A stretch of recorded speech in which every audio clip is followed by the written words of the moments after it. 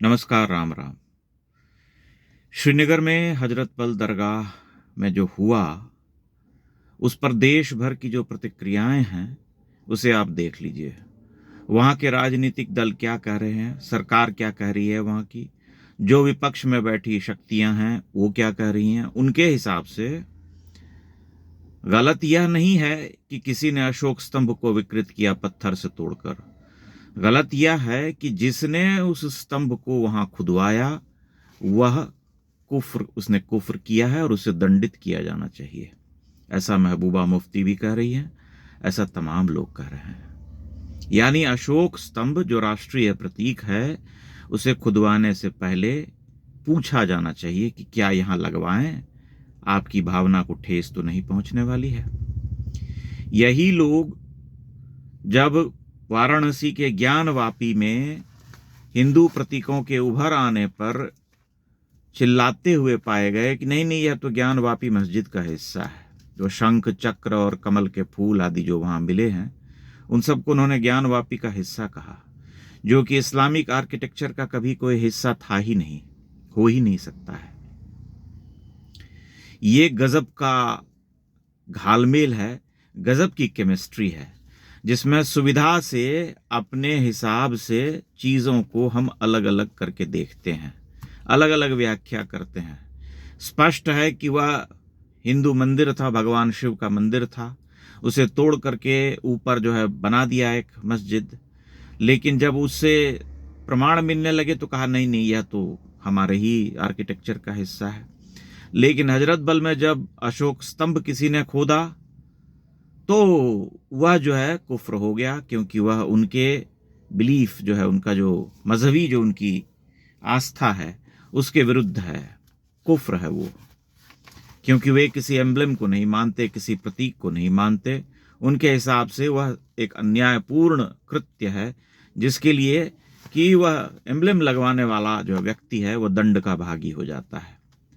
इस बीच भारत के जो बौद्धिक हैं, वो अपना विधवा विलाप जारी रखे हुए हैं पूरे देश में।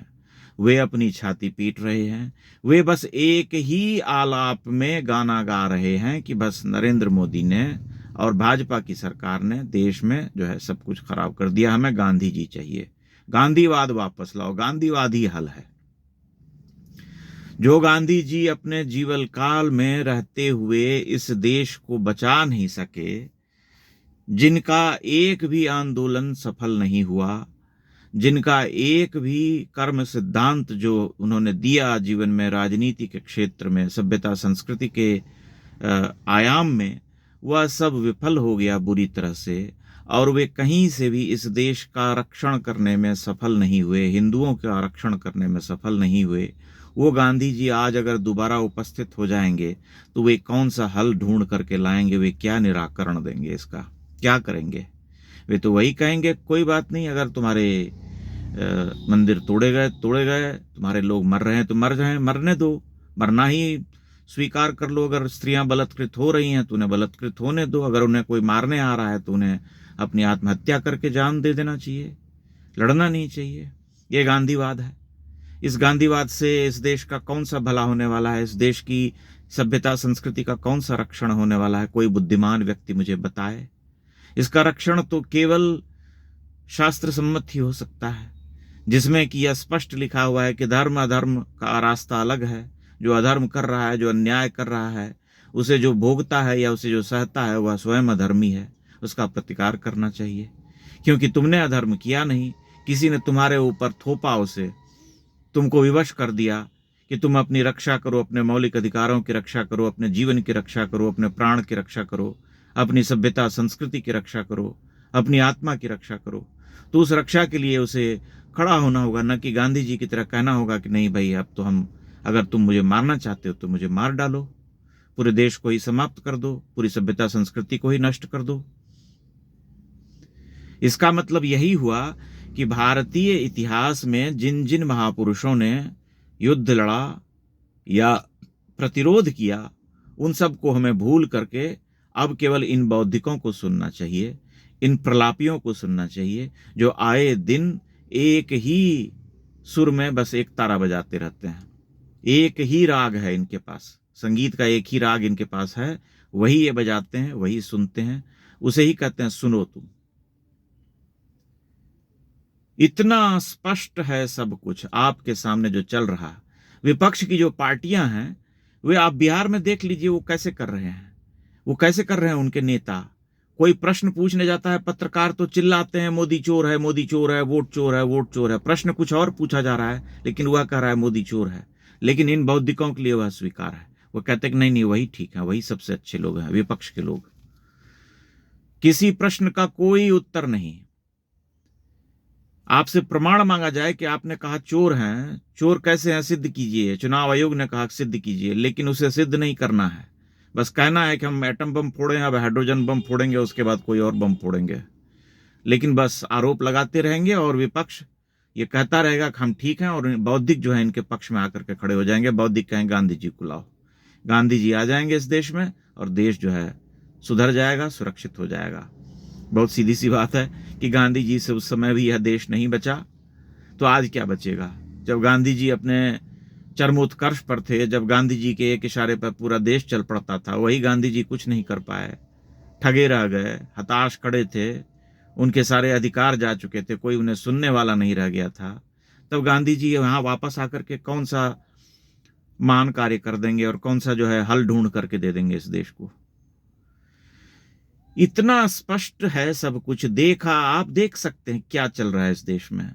जो दबाव डाल रहा है, जो सता रहा है, जो परेशान कर रहा है, उसे हीरो बनाया जा रहा है।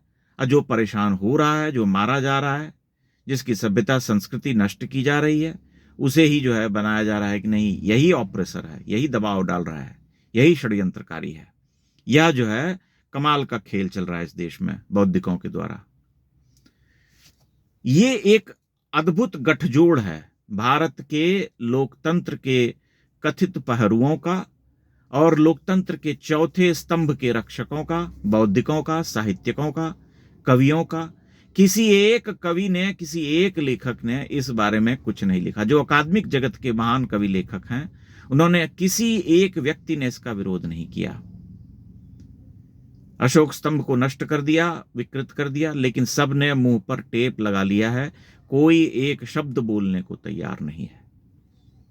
वह बोलेगा जब उसे बोलने का लगेगा कि अब बोलना चाहिए, वह तब जरूर बोलेगा और हाहाकार करेगा, छाती पीट पीट करके रोएगा, लेकिन अभी नहीं बोलेगा वो, क्योंकि अभी जानता है कि अभी बोलेगा तो दिक्कत हो जाएगी।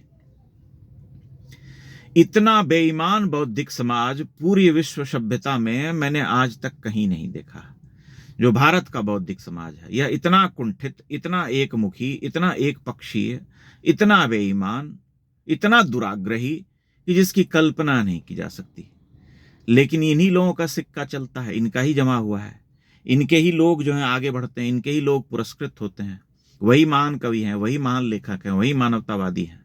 भले ही आप मरते रहें, आप अपने रक्षण के लिए भी अगर उठ खड़े हुए तो आप अन्यायी हो गए, आप राक्षस हो गए, आप संघी हो गए। आप गांधी जी को बुलाइए, गांधी जी आएंगे, इस देश का रक्षण करेंगे। कमाल है, कमाल है। मतलब आश्चर्य होता है कि इन्हें क्या हो गया है, ये क्या चाहते हैं, कहां ले जाना चाहते हैं इस देश को।